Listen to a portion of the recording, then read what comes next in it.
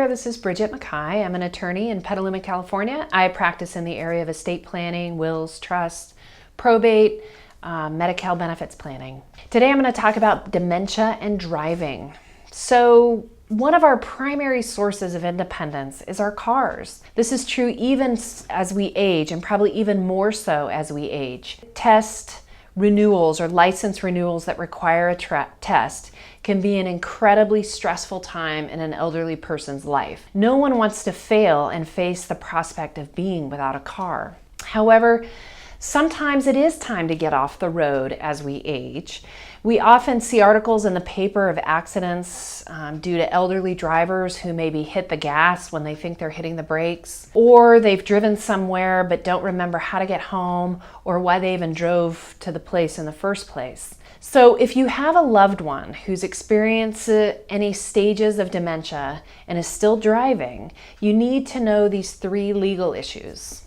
First, that if anybody gets in an accident, including an elderly person, the liability for that accident can extend beyond their car insurance. In other words, if the car insurance is not enough to cover damages from that accident, then the cost of that accident could leak into that elderly person's estate, their home, their small savings, whatever it is they have.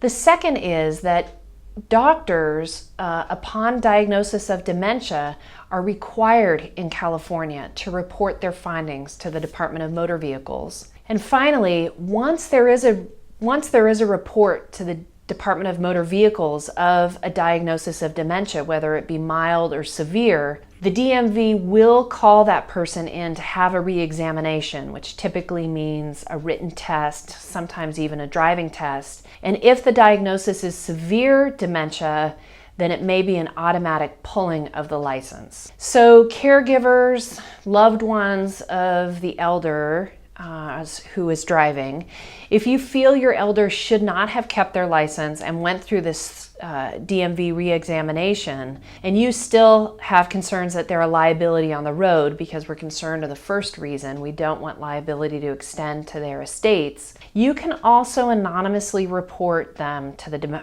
Department of Motor Vehicles, and they'll be brought in to be tested once more, which may trigger more in-depth examinations. You may not want to go to that level, but you should know that those are the legal remedies available to you if you're concerned about your elder who has dementia and is driving.